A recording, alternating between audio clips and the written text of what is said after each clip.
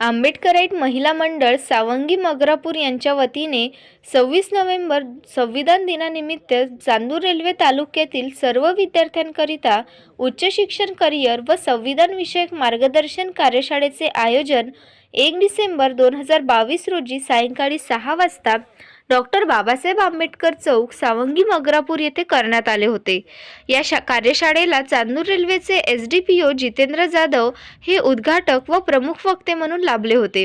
तसेच या कार्यशाळेला अध्यक्षा म्हणून अभिनेत्री स्नेहलता तागडे यांची उपस्थिती होती। त्याचबरोबर नालंदा अकॅडमी वर्धाचे संचालक अनुप कुमार व रॅपर विपिन गौरव मंगेश तोसिफ स्वप्नील रंगमंचावर उपस्थित होते। सर्वप्रथम उपस्थित मान्यवरांच्या हस्ते महामानव डॉक्टर बाबासाहेब आंबेडकर, महात्मा ज्योतिबा फुले व शाहू महाराजांच्या प्रतिमेचे पूजन करण्यात आले। त्यानंतर उपस्थित मान्यवरांचे स्वागत करण्यात आले। कार्यशाळेमध्ये चांदूर रेल्वेचे एसडीपीओ जितेंद्र जाधव यांनी आपल्या मार्गदर्शनपर भाषणातून या गावाचा इतिहास जेव्हा लिहिला जाईल तेव्हा गावातील तरुण पिढीची चालू असलेली शिक्षणाविषयी चळवळीची नोंद राहील असे म्हटले। बऱ्याच वेळेला आपण आपल्यामध्ये इतके गुण असतात की आपण स्वतःला ओळखतच नाही आणि आयुष्य एकदा समोर निघून गेलं की आपल्याला वाटतं की आपण आयुष्यात काहीच करू शकलो नाही। हे तरुणाईसाठी मोठा संदेश आहे। तर आपल्याला ओळखा। सचिन तेंडुलकरनं ओळखली की आपल्या हातामध्ये बॅट आहे आणि ती बॅट आपण चांगल्या पद्धतीने गाजवू शकतो, तर भारतरत्न ठरला। लता मंगेशकरांनी ओळखली की मला गायनाची कला आहे, त्या गानसम्राज्ञी गान कोकिळा भारतरत्न लता मंगेशकर ठरल्या।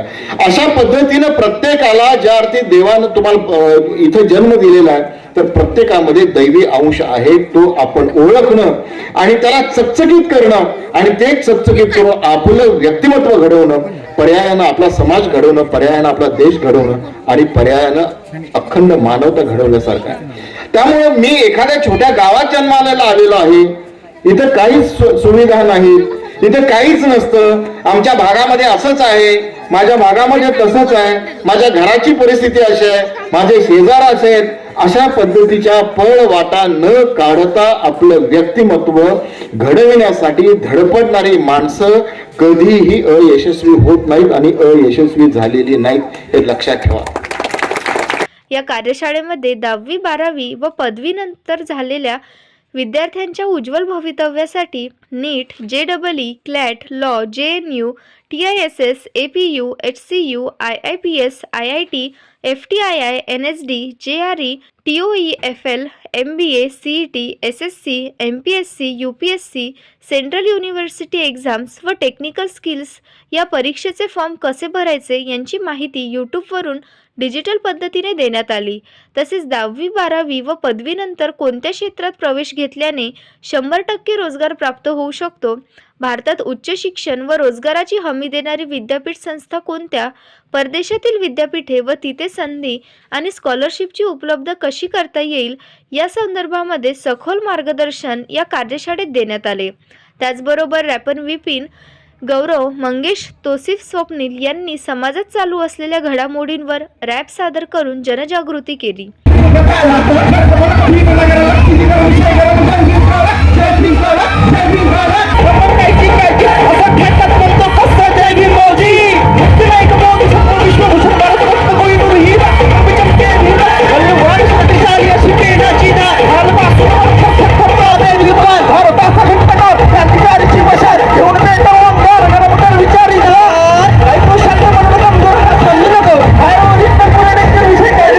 या कार्यशाळेचा लाभ शालेय विद्यार्थी व विद्यार्थिनी त्याचबरोबर ग्रामस्थ व चांदूर रेल्वे येथील उपस्थित मंडळींनी घेतला। या कार्यशाळेच्या यशस्वीतेसाठी विद्यार्थी लौकिक डोंगरे व सामाजिक कार्यकर्ते मनोहर गेडाम, अरविंद सोनवणे, जुनेद शेख, प्रफुल्ल मेश्राम, बंटी मेश्राम, सुलतान शेख, क्षितिज बोरकर, महेंद्र बोरकर, आशिष खांडेकर, सुमित नकोसे, शिरीष गवई, राजेश खरे व गावकरी मंडळींनी अधिक परिश्रम घेतले। एएस न्यूज महाराष्ट्राकरिता चांदूर रेल्वेवरून जिया वाकोडे व सहसंपादक राजीव शिवनकर।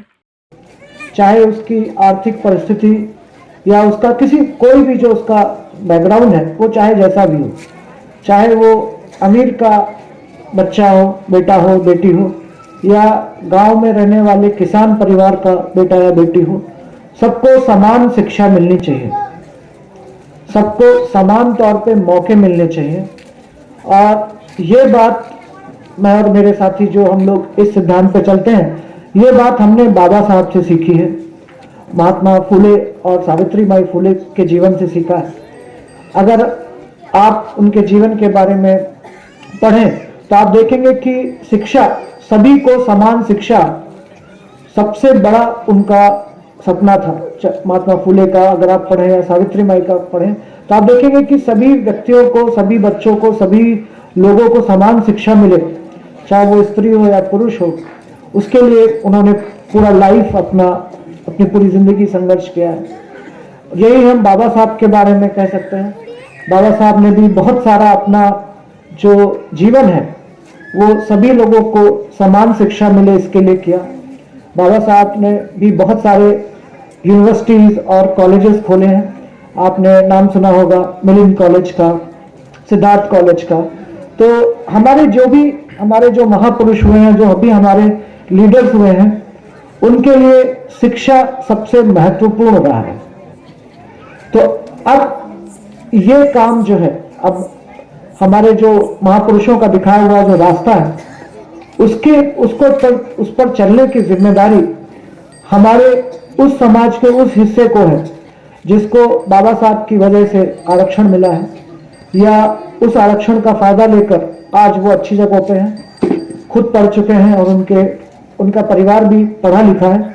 अब ये उनकी जिम्मेदारी बनती है कि वो बाकी बचे जो समाज है, जो वो तबका हमारा समाज का जो अभी तक आगे नहीं बढ़ पाया, उसके लिए काम करें। गव्हर्नमेंटच्या सोयी सुविधा वापरत गेले आणि प्रोफेशन बदलत गेले। बीकॉम नंतर MBA आणि कराटे खेळत असताना हॉर्स रायडिंग असं काही सुरू होतं तेव्हा, घोडसवारी, आणि कराटे खेळत असताना मला नाटकात घेतलं आणि मी 10 दिवस नित्य नियमाने प्रॅक्टिसला गेल्यावर 10व्या दिवशी माझं रुटीन सकाळी 4 वाजता उठून घोडसवारीला जाणं, त्याच्यानंतर कॉलेज करणं, कॉलेज नंतर एक जॉब होता सेवा थ्रू, तो करायचा आणि मग नाटक करायचं। असं करता करता 9 वाजायचे घरी जाऊन, मग गिळायचं आणि झोपायचं, पुन्हा 5 वाजता उठून 4 वाजता उठून जायचं। त्या काळात झालं की घोडा मला घेऊन पडला आणि ओघं तोंड सुजून आलं आणि आता परफॉर्मन्स करायचा अर्ध्या तासात। सांगा मी काय करावं? मी 10 दिवस मेहनत केली आहे। मी हाळाचं पाणी करून तिथे 10 दिवस गेले आणि मी माझ्या हक्काचं मी कोणाला कसं घेऊ दे, आणि मी त्याच नाकासोबत उतरली स्टेजवर। म्हटलं तुम्हाला बघायचंय बघा, नाहीतर नको बघा, मी उतरणार आहे, तुम्ही तुमचं पाहत बसा, कारण मी माझं काम नित्य नियमानं केलं। तो जो एक कॉन्फिडन्स होता की मी ह्या क्षेत्रातली नाही, मला आणल्या गेला, आणि आणल्या गेल्यावर हे सगळं दाखवणारे हे कोण? कारण हा मोह माझ्यात नव्हता। यांनी आता जरासं बिस्किट काय दिलं आणि ते आता बिस्किट माझ्या हातून हेरावून घेणार आहेत। सो मी विचार केला की नाही, आता हे सगळंच माझं, बिस्किटही माझा, तो चक्क पुळा पण माझा।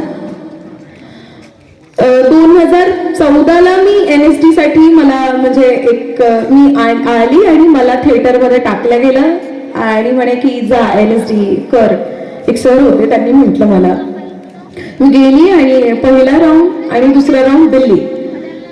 तो होता ही हो कि जब आप दिल्ली में जाते हो तो भारत के कितने तो भी बच्चे वहां पढ़ने आते हैं, वो एक सपना लेके आते हैं कि इतनी बड़ी स्कूल में हमें मिलेगा, वो मौका मिलेगा सीखने का।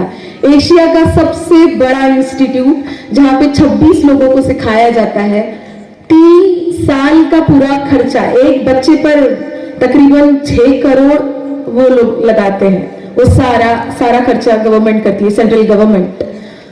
तो मुझे लगा इन चीजों पर तो मेरा हक है, क्यों ना मैं जाऊं। तो मैं पहली बार गई। मुझे फायनल जो एक लास्ट जी पाहिली असते, आता त्याच्यानंतर मी जाणार आहे, तिथून मला काढलं गेलं।